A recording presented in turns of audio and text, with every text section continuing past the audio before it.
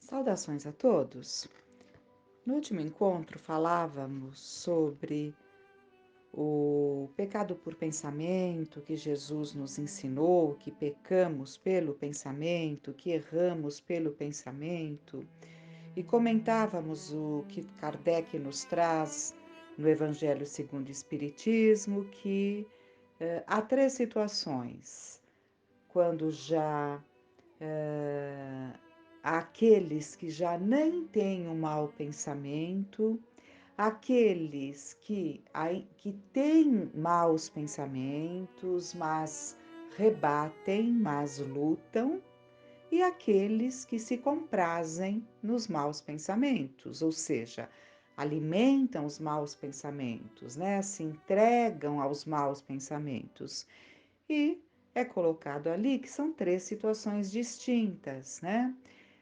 No primeiro caso, daquele que já não tem mais maus pensamentos, seria aquele espírito que já fez a sua caminhada, já conquistou essa condição, né?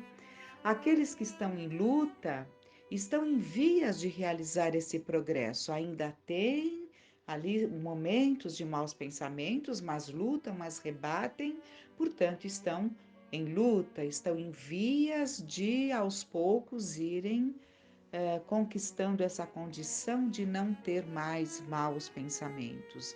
Claro que isso é um processo longo na nossa escalada evolutiva. E aqueles que se comprazem são aqueles que não têm, né? Ali o freio, o filtro, aqueles que não se importam com os pensamentos, porque realmente não têm ainda uma aquisição de valores que lhes apontem a necessidade de cuidarmos dos nossos pensamentos, porque os nossos pensamentos também trazem graves consequências. E Kardec completa também dizendo que aquele que tem um mau pensamento, mas o rebate, está em luta, como falamos. Aquele que tem um mau pensamento e se compraz, ele só não executa aquilo que ele está almejando, que ele está arquitetando, que ele está desejando.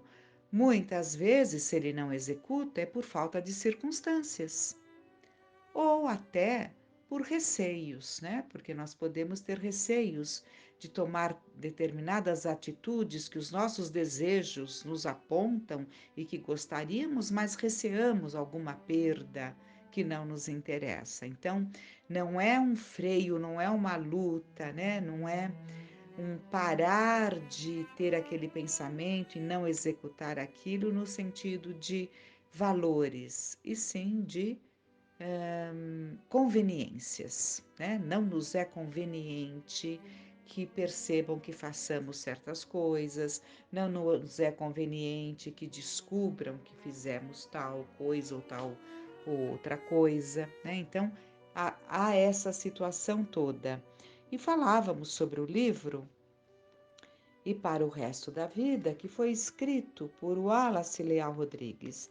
É um livro ao alcance de todas as idades, né? E como falávamos, deve ser muito explorado por todos nós, porque são contos, são crônicas muito especiais, né? Que nos ajudam muito, além de nos auxiliar no processo educativo junto à família, junto às crianças, junto aos jovens. Esse livro nasceu em 1979, como falávamos, por ocasião do Ano Internacional da Criança, né?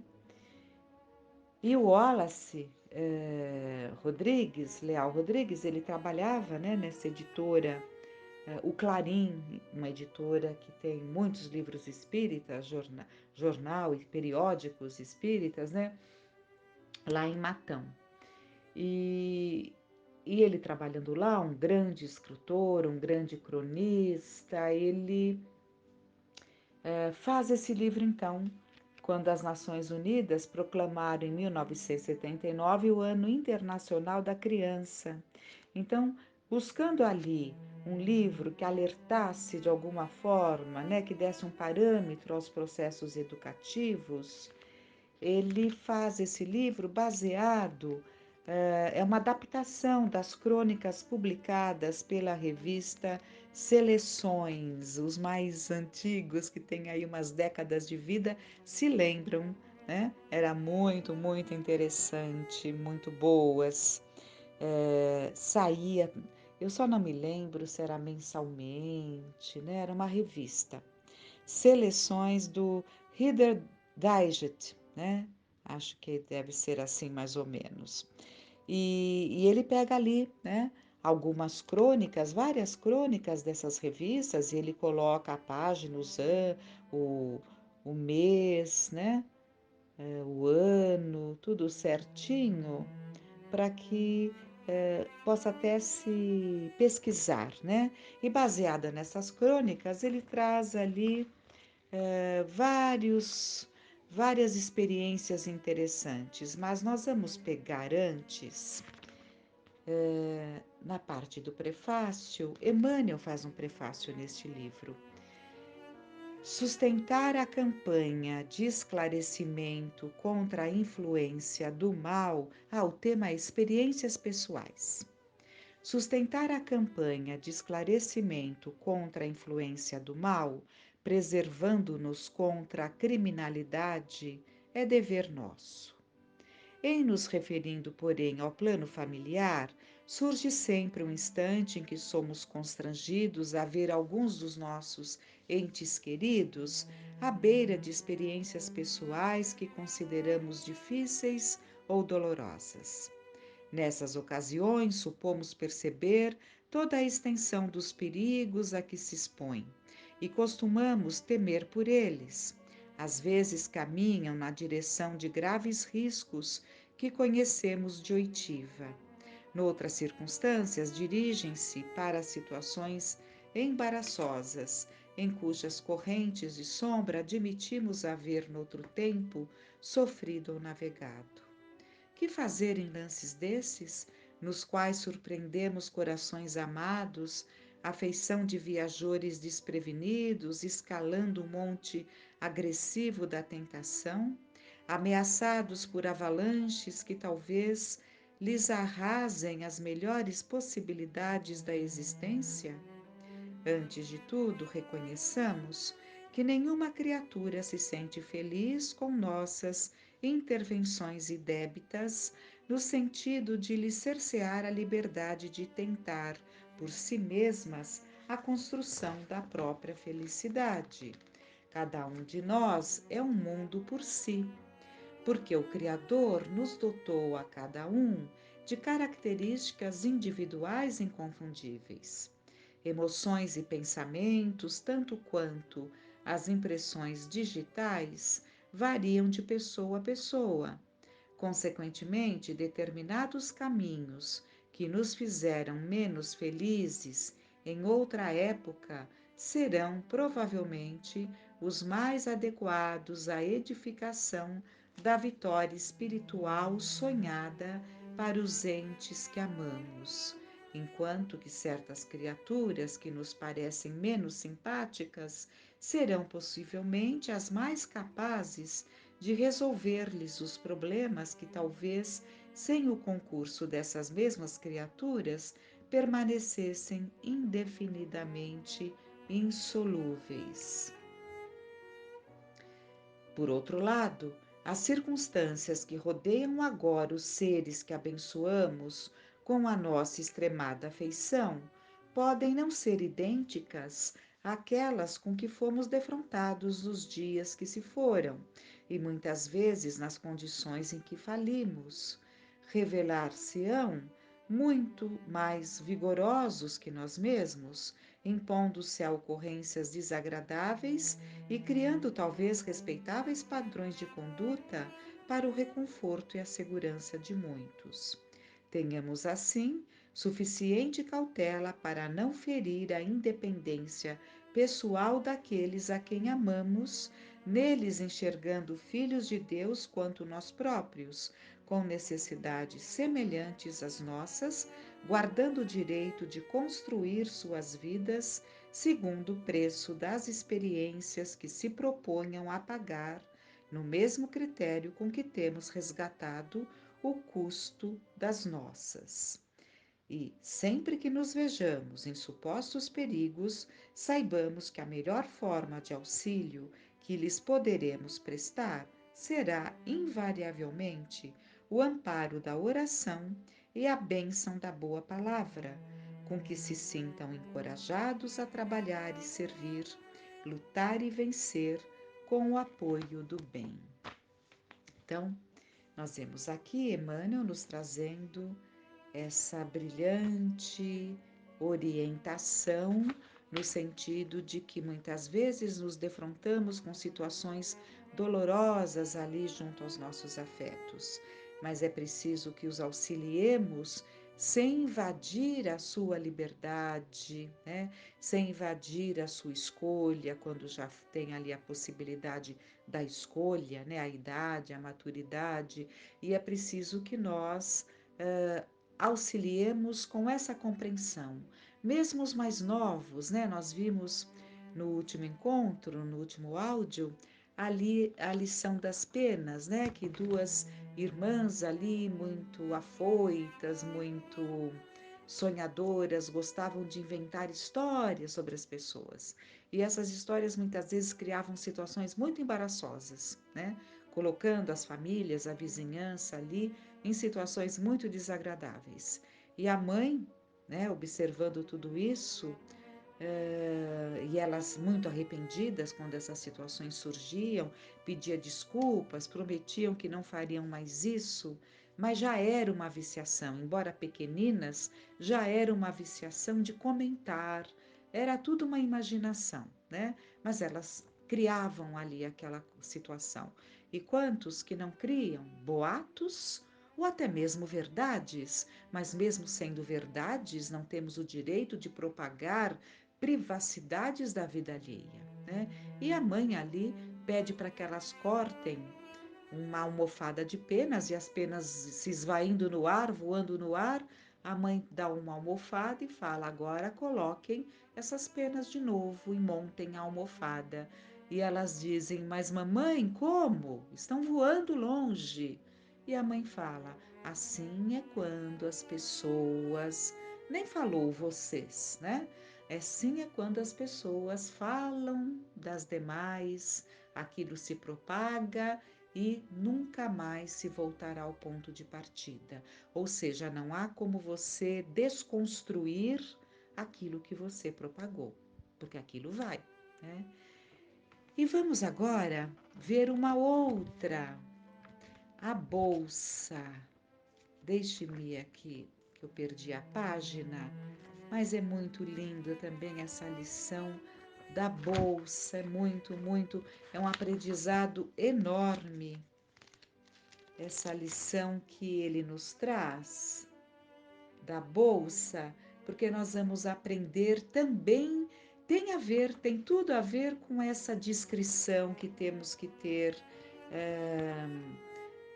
de não colocarmos a vida das pessoas, né? Em público, né? Não propagarmos aquilo que muitas vezes até sabemos e até como verdades, né? Mas é preciso que se tenha esse cuidado. E hoje, então, com as redes sociais, como essa situação tem acontecido, né? Então, vamos lá, a bolsa, aqui, a bolsa. Um meu convidado disse recentemente ao despedir-se: gosto de vir aqui. É um lugar onde posso dizer tudo o que quero, sabendo que não passará adiante. O elogio, na verdade, cabe muito mais à minha mãe do que a mim, né? Então, quem nos narra esse ensinamento diz que foi elogiado, né? Pelo amigo que disse que se sentia muito à vontade, porque tudo que ele falava ali ficava. E ele diz que essa postura que ele tinha era muito mais um mérito da mãe do que dele. Então vamos ver como que isso se deu. Um dia Eu tinha então uns 8 anos. Estava a brincar ao lado de uma janela aberta, enquanto a senhora Silva confiava à minha mãe qualquer coisa de sério a respeito de seu filho. Quando a visitante saiu, percebendo que eu ouvira tudo, chamou-me e disse: Se a senhora Silva tivesse deixado a sua bolsa aqui hoje, iríamos dá-la a outra pessoa? Claro que não, respondi prontamente. E minha mãe prosseguiu: Pois a senhora Silva deixou hoje aqui uma coisa muito mais preciosa, visto que nos contou uma história cuja divulgação poderá prejudicar a muita gente. Essa história não é nossa, de modo que não podemos transmiti-la a quem quer que seja. Continua a ser dela, ainda que a tenha deixado aqui. Assim, pois, não a daremos a ninguém. Você compreende? Compreendi muito bem. E tenho compreendido desde então que uma confidência ou até mesmo uma bisbilhotice que um amigo deixa de vez em quando em minha casa são dele, não minhas, para as dar a quem quer que seja. Quando por qualquer motivo percebo que não estou agindo de acordo, imediatamente vem-me à lembrança a bolsa da senhora Silva e calo a boca em tempo. Belíssimo ensinamento. Ensinamentos de uma forma leve, que alcançam a todos os níveis de entendimento e que devem fazer parte, como falávamos, né, no último encontro, fazer parte das nossas conversações. Então, muitas vezes, nós temos até boa intenção, queremos aconselhar ali, né, aos nossos afetos, mas não temos argumentos, né? Não temos leitura, não temos textos que refletimos sobre e não conseguimos, né, ali trazer algo de forma significativa. Então, abençoadas sejam todas essas pessoas que usam o seu dom, a sua capacidade, né, de escritor, né, de analista do ser humano e nos trazem esses belos textos que nós encontramos tanto na doutrina que professamos, né, na forma mediúnica, como também desses grandes homens que vêm à Terra aqui junto a nós, né, nos trazer belíssimas lições. Porque evidentemente que essas lições, as boas lições, chegam tanto de espíritos como de encarnados que são espíritos, né? E nos trazem, como esse Wallace Leal Rodrigues, a quem devemos admirar muito, né? Porque ele deixou ali inúmeras obras, né? Como autor, como tradutor de inúmeras obras publicadas por essa editora, que é a editora Clarim, muito conhecida em Matão, né? Escritor de brilhante esmero intelectual, de forma e de fundo, de linguagem, estilo e conteúdo, com extraordinária capacidade de pesquisador de obras e autores importantes, brasileiros e estrangeiros. Wallace buscava o belo, a cultura, a arte, vinculando-se sempre ao objetivo de exaltar a grandeza da vida e das virtudes humanas, sempre possíveis de serem conquistadas, né? E essa revista, que ele faz uma adaptação dessa revista, dessas seleções lá bem antiga, era uma revista, acho que americana, né? E ele fez essa adaptação desses belíssimos contos, essas belíssimas crônicas, né? Então que possamos desfrutar da boa leitura, né? Quando pegamos um trecho do Evangelho, traduzamos de forma, né? Quando Jesus fala ali, e um homem saiu a semear pelos campos, né? Então vamos contando, vamos trazendo essas histórias de Jesus, porque Jesus contou dessa forma simples, pegando ali as vivências do povo judeu, né, do seu povo. Pegava ali as vivências, as situações conhecidas por todos e adaptando na maior pedagogia já vista na Terra, né? Ia trazendo as suas histórias, as suas parábolas, para que ficassem realmente como histórias, para que pudéssemos ir contando e trazendo as análises cada vez mais profundas que conseguimos fazer, quanto mais vamos desenvolvendo a nossa capacidade de compreensão. Então ficam esses ensinamentos, que fiquemos em paz.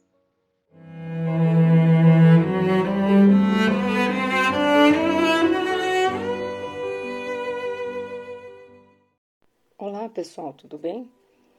Estamos indo para a finalização do nosso livro A Imensidão dos Sentidos, aprendendo a lidar com a sua mediunidade.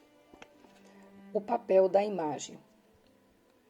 Os médiuns interesseiros não são unicamente aqueles que poderiam exigir uma retribuição fixa. O interesse não se traduz sempre pela esperança de um ganho material, mas também pela intenção ambiciosa de toda a natureza, sobre as quais se podem apoiar esperanças pessoais. Livro dos Médiuns, segunda parte, capítulo 28, item 306.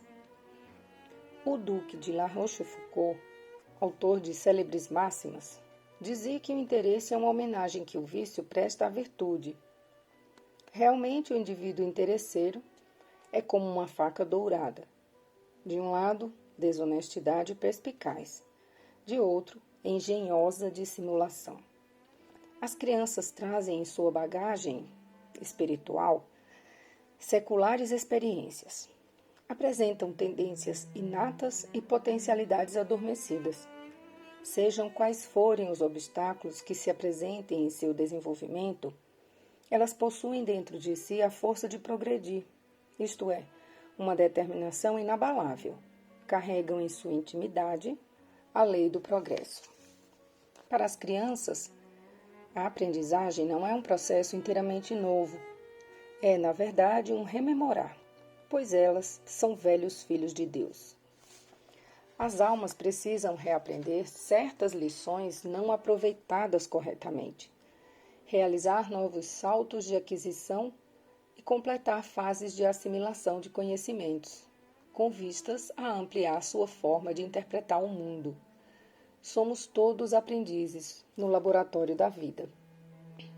São as crianças extremamente maleáveis, suscetíveis às influências externas e absorvem estímulos no ambiente social e doméstico, aperfeiçoando suas habilidades naturais. Estão sempre repletas de perguntas e de questões a serem resolvidas, e as respostas e informações que recebem na infância ficam gravadas e depois são incorporadas e transformadas em novas informações.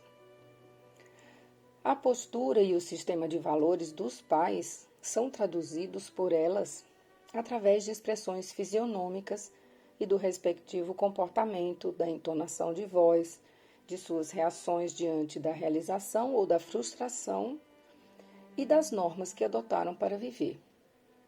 A personalidade atual de uma criança é moldada ao influxo do meio familiar. Os pais, considerados fatores primordiais. A seguir, os irmãos, tios, avós, demais parentes e empregados. E também sob a orientação inconsciente de suas características individuais ou vocações instintivas, fruto de suas vidas passadas. Portanto, o convívio familiar e o ambiente extrafamiliar conferem a elas a matriz de seus atos e atitudes psicoemocionais do futuro. Desde cedo, muitos filhos encontram no lar dificuldades e comportamentos inadequados dos adultos, tendo que conviver com a rejeição de pais competitivos, interesseiros, vaidosos, excessivamente críticos, sempre super preocupados com a aparência e a ostentação. Nas relações dinâmicas entre pais e filhos, encontramos adultos que educam utilizando uma imagem de superioridade e infalibilidade. Transmitem esse comportamento por meio de atitudes inconscientes e automáticas, denominadas de educação não intencional. Mais que suas palavras, seu exemplo vai contagiar a criança em formação, estabelecendo-lhe as primeiras metas e o entendimento sobre a vida. Estes pais vivem e produzem para ser admirados, aplaudidos e respeitados na sociedade à qual pertencem. Modelam os filhos, cultivando a ilusão de que o valor pessoal destes se encontra no que possuem ou no sucesso que alcançarem. Para esses adultos, criticar o desempenho das crianças equivale a rejeitar sua própria pessoa, pois a identidade deles está completamente submissa ao status ou representação social da família. Muitos são os pais que vivem os êxitos e as derrotas dos filhos como triunfos e fracassos próprios. Para eles, o papel da imagem é fundamental, pois negam seu interior em favor da aparência. Podemos descrevê-los como alguém cuja atitude é sempre eu. Indivíduos que receberam esse tipo de educação na infância podem vir a ser no futuro médiuns que visam apenas a exaltação de seus desejos e interesses pessoais. Quer dizer, anseiam pela admiração, popularidade, aclamação, cultivam o prazer da notoriedade. Aliás, o interesse não se traduz sempre pela esperança de um ganho material, mas também pela intenção ambiciosa de toda a natureza. Na verdade, esses indivíduos podem ter passado a infância em posição social privilegiada, mas podem também ter vivido num ambiente de carências e dificuldades diversas, inclusive de ordem financeira.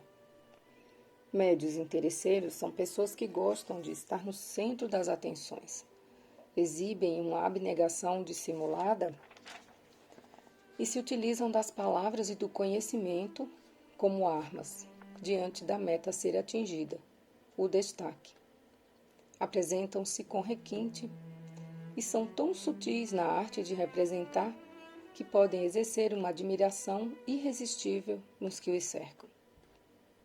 Têm ideias definidas sobre o que os outros devem ou não devem fazer, devem ou não devem dizer. Às vezes, elogiam discretamente os outros médios, mas quem sempre se entroniza no pedestal são eles. Embora não manifestem a ambição de lucro material, anseiam pela fama e liderança. Não medem esforços para atingir ou conservar o brilho de criaturas impecáveis e superiores, promovendo façanhas e evidenciando suas obras e eventos. A base do sistema ilusório desses médiuns é o autoengrandecimento, adquirido na infância, da vida atual ou das passadas, através de pais que precisavam de elogios e de estima, pois não acreditavam em seus valores internos. Na órbita do psiquismo desses médiuns, gravita a necessidade compulsiva de criar uma boa imagem. Os interesseiros não devem ser taxados de criaturas inferiorizadas ou com defeitos de caráter. Apenas estão vivendo uma fase progressiva de acordo com a sua idade astral. Cada ciclo evolutivo tem características próprias e todos nós, gradativamente, somos levados a um amadurecimento psicológico e despertados de forma constante para novos níveis de consciência. A chave de renovação para esse comportamento infeliz é aprender a confiar em si mesmo e valorizar-se, e por consequência confiar no potencial dos outros e valorizá-lo. Assim não mais precisam ocupar o centro do palco e reivindicar todos os elogios e créditos do sucesso. O sistema ilusório se perpetua enquanto se procura uma desesperada realização numa autoimagem bem-sucedida. Ele, porém, desfaz-se quando, na busca do verdadeiro significado da vida, a realização é tranquilamente interiorizada. A partir dessa atitude, apaga-se o interesse de ser o que os outros veem, apreciam e avaliam, e passamos a nos modelar em torno do ser real, sobre o qual se apoia nosso senso de valor de imortais filhos de Deus. E agora o capítulo A Importância das Intenções. Ora, não credes que basta pronunciar algumas palavras para afastar os maus espíritos? Guardai-vos, sobretudo, de vos servirdes de uma dessas fórmulas banais que se recita para desencargo de consciência. Sua eficácia está na sinceridade do sentimento que a dita. Está, sobretudo, na unanimidade da intenção. Livro dos Médiuns, segunda parte, capítulo 31, dissertação número 14. Abu Hamid Mohammed al-Ghazali, filósofo e teólogo muçulmano, nascido na Pérsia do século XI, escreveu: Presta atenção, filho meu, e medita sobre as minhas palavras. Se soubesses que hoje viria visitar-te o soberano, que farias? Certamente te dedicarias ao requinte e à elegância, a fim de receberes com dignidade sua augusta presença.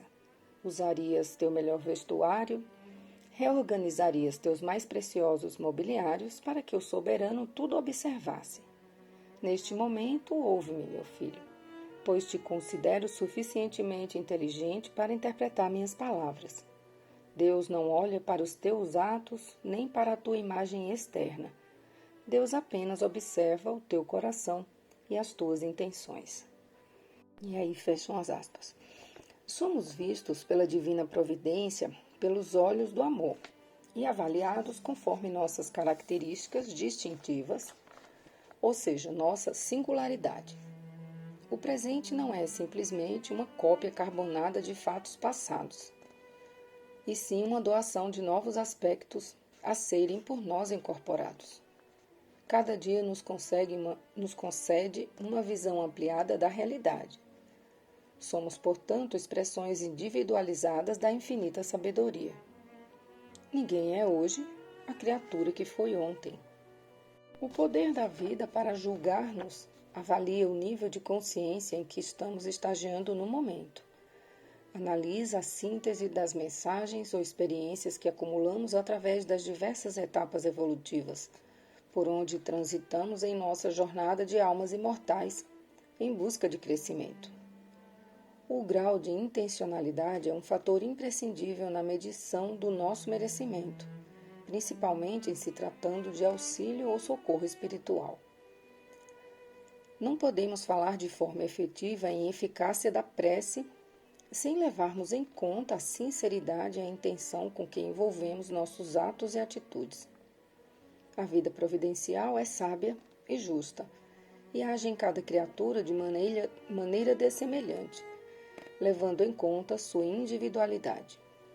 O agravamento das faltas ou dos erros é sempre proporcional ao conhecimento que se possui.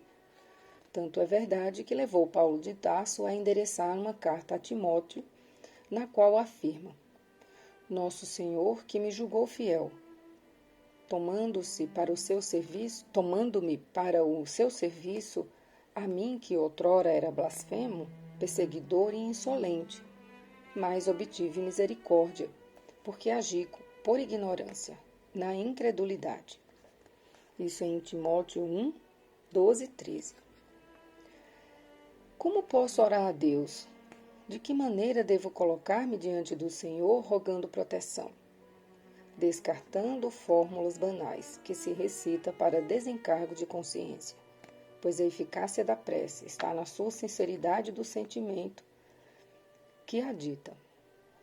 Está, sobretudo, na unanimidade da intenção. Ora, a sinceridade do sentimento e a unanimidade da intenção têm tudo a ver com o grau de maturidade da alma ou de seu estágio evolutivo. O amparo divino advém de nossa integridade, de nossa sinceridade ou honestidade para com nós mesmos, da percepção de nossas intenções. Em várias ocasiões abrimos mão de nossa integridade por diversos motivos. Na realidade, ser íntegro é viver a inteireza do espírito sem falsidade ou vergonha, jamais querendo mostrar aos outros algo que não somos. Nosso jeito de ser, muitas vezes, não condizia com os pontos de vista ou com os valores comuns de nossa família ou da sociedade à qual pertencíamos. Muitos de nós, durante grande parte da vida, podemos ter ocultado tudo aquilo que denominamos nossos defeitos. Fizemos um julgamento precipitado sobre nós mesmos, sufocando nossa força vital, nossa sinceridade e naturalidade. Mas, com o transcorrer dos anos, esses autojulgamentos inadequados podem ser corrigidos. Uma das graças que o tempo nos proporciona é a descoberta de que muitas das coisas que antes acreditavam ser nossos pontos frágeis, oportunamente se transformaram em pontos fortes, e outras tantas coisas que guardávamos como sendo valiosas acabaram por revelar-se pontos fracos. Sentimentos que durante anos não aceitávamos em nós, hoje são esteio e amparo para o nosso futuro. Se formos francos e honestos com nós mesmos, conseguiremos exalar uma aura de integridade, pois o crescimento espiritual acontece quando reconhecemos nossa realidade e os valores só nossos. Quem vive de modo íntegro será salvo, mas quem se entorta em dois caminhos, num deles cairá. Isso está em Provérbios 28, 18. Devemos ser fiéis ao que é importante para nós e sempre nos lembrar de como é ser inteiro, como é sentir e chorar, tomar iniciativa e ter opinião própria. Não devemos deixar ninguém abalar nossas convicções, como também não tentar convencer outras pessoas a aceitarem nossos valores. O correto é respeitarmos a nossa realidade, bem como a dos outros. Assim viveremos na paz que a integridade proporciona. Amadurecer na generalidade pode significar reconhecer ou aceitar que todos nós temos os dois lados de todas as coisas. Temos atitudes de medo e coragem, de raiva e determinação, de egoísmo e generosidade, de fragilidade e consistência. Todas essas atitudes não se anulam mutuamente ou por si mesmas.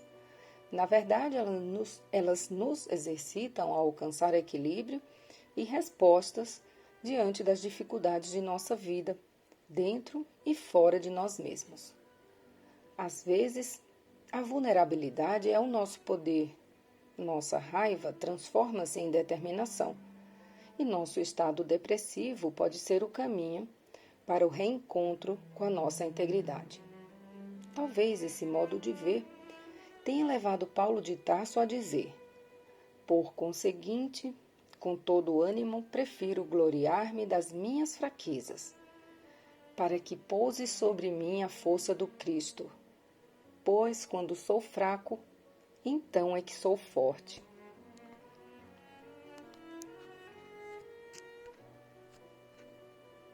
Em Coríntios 2, 12, 9 e 10. Ora, não credes que basta pronunciar algumas palavras para afastar os maus espíritos? O que atrairá vibrações positivas ou uma aura de defesa para todos nós será a sinceridade de nossas intenções. A misericórdia divina jamais nega proteção às suas criaturas, mas esse amparo é sempre equivalente à expansão de nossa consciência. Quer dizer, corresponde à nossa capacidade de discernir, avaliar e entender as leis naturais dentro e fora de nós. E eu vou encerrar por aqui solicitando amparo aos nossos benfeitores na realização dessa viagem interior, para o nosso melhor aproveitamento nessa atual experiência na carne, e que o foco seja direcionado sempre em nosso processo, sem fiscalizar ou patrulhar o processo de ninguém. Uma boa semana a todos.